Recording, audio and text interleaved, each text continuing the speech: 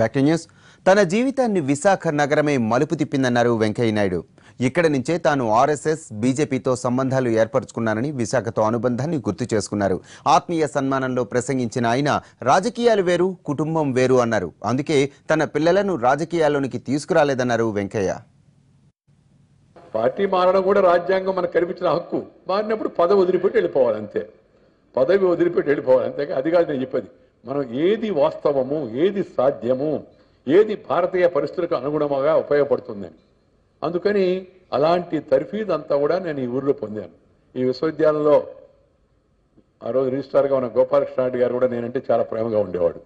నేను విశ్వవిద్యాలయ వైస్ ఛాన్సలర్కి వ్యతిరేకంగా పెద్ద ఉద్యమం చేపట్టాను. నేను స్టూడెంట్స్ అందరితో కలిసి విద్యార్థి రాజకీయాల్లో తిక్కని తినిగా ఉన్నాను. అనేక రకాల పోరాటాలు చేశాం. ఆఖరికి విద్యార్థి ఉద్యమ సందర్భంగా జయప్రకాష్ నారాయణ పిలుచుకొచ్చి విశాఖపట్నంలో మీటింగ్ పెట్టించాను నేను.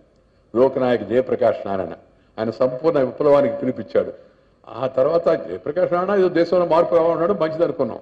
ఆ తర్వాత ఎమర్జెన్సీ పెట్టారు. ఎమర్జెన్సీలో నిన్ను కూడా అరెస్ట్ చేస్తున్నావు అన్నారు. నన్ను ఎందుకు అరెస్ట్ చేస్తారా? నేను పార్టీ మెంబర్ కాదు, ఏంది కాదంటే నువ్వు జయప్రకాష్ నారాయణ పిలిపించావు యూనివర్సిటీకి, అందుకే నిన్ను కూడా మీసా కింద బుక్ చేస్తున్నావు అన్నారు. MISA maintenance of internal security act అని. మేము దాన్ని అప్పుడు నవ్వులాడుతూ మీసా అంటే maintenance of Indira security act అని పేరు పెట్టాం ముద్దుగా. అట్లా పేర్లు, అలాంటి సమాసాలు, అలాంటి ఎతి, అలాంటి ప్రాసలు, అలాంటివి అటే వచ్చేస్తుండేవి. అవే వచ్చేస్తుండేవి. వాటి అంతా దురొస్తుండేవి.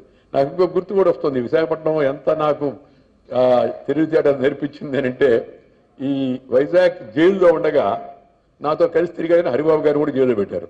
ఆయనకు వచ్చిన ఉపకారం అది. విషయాల పట్ల రాజీ పడే ప్రసక్తి మా ఇద్దరికి అలవాటు కాదు చిన్నప్పటి నుంచి కూడా. సౌత్ ఇండియాలో భారతీయ జనతా పార్టీ కార్పొరేషన్కి విశాఖపట్నంలో పోటీ చేసి 48 వార్డులు అనుకుంటాను. అప్పుడు 48 వార్డులు కూడా వార్డుకి తిరిగి మీటింగులు పెట్టాం. ఎన్ఎస్ఎన్ రెడ్డి గారు మొదటిసారిగా గెలిచాడు.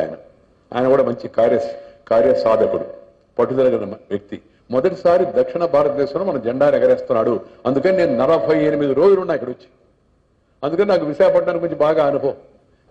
ఆ తర్వాత జైల్లో వచ్చిన అనుభవం, ఆ తర్వాత కూడా నాకు విశాఖపట్నం మీద అమితమైన అనురాగం కలగడానికి కారణం అంటే నా జీవితాన్ని ఒక రకంగా మలుపు తిప్పిన మహానగరం విశాఖపట్నం. అందుకని మన మోడీ గారు ఈ 3 ఆకర్షణీయ నగరాలు అని ఏర్పాటు చేస్తున్నాం, అమెరికా అధ్యక్షుడు మాట్లాడుతున్నాను, 3 పేర్లు చూడన్నాడు. చూడంటే 3 పేర్లు మొట్టమొదటి పేరు నేను విశాఖపట్నం పేరు చెప్పాను. ఆకర్షణీయ నగరంగా విశాఖపట్నం పేరు.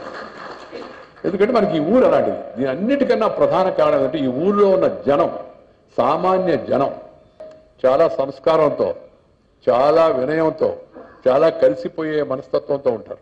మొన్న ఈ హుద్హుద్ తుఫాన్ వచ్చిన వెంటనే నాకు మనసులో అనిపించింది ఏమనంటే ప్రైమ్ మినిస్టర్ వస్తే బాగుంటుందని చెప్పాను ఆయన. జనరల్గా నేను ఏమైనా చెప్తే ప్రైమ్ మినిస్టర్ కాదనడు.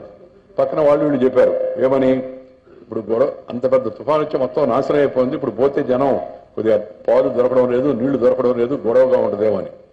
నేను అన్నాను పోదాం పండి సార్ పర్వాలేదని. వచ్చాం. ప్రధానమంత్రి తిరిగాడు, చూశాడు. తర్వాత ఊర్లో ఒకసారి అంత విస్తారంగా వెళితే ఎట్లా ఉంటుందని ఐడియా వచ్చింది.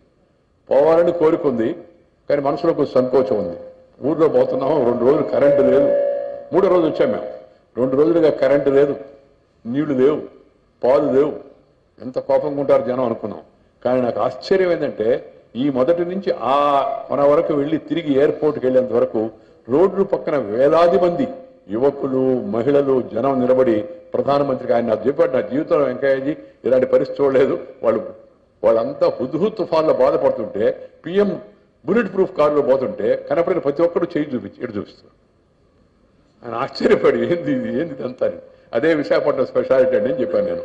ఇదంతా ఆత్మనిర్భరం, అంత ఆత్మనిర్భరం. It's a real cosmopolitan city in the country ఇది. అందుకే దీనికి అన్ని ఏ అవకాశాలు వచ్చినా అవన్నీ ఒక చెయ్యి విశాఖపట్నం వేస్తున్నాం మేము అందరం కూడా. ఎందుకంటే ఈ నగరం, దీన్ని ప్రధానమంత్రి గారు ఎన్నికల ప్రచారంలో చెప్పాడు, హరిబాబు గారు ఎన్నికల ప్రచారంలో ఏమనంటే ఇది అంతర్జాతీయ ముఖద్వారం కావాలా అని చెప్పాను. ఆ విధంగా అవుతుంది. నాకు భవిష్యత్తులో గుర్తుంది. అప్పుడు దాకా నేను ఉంటానని తెలదు, కానీ ఒక 15-20 ఏళ్ల తర్వాత విశాఖపట్నం చూస్తే ఇది కలకత్తాను, కొచ్చిన్ని, లేకపోతే ముంబైని వీటన్నిటిని మించిపోయిన నగరంగా తయారవుతుంది.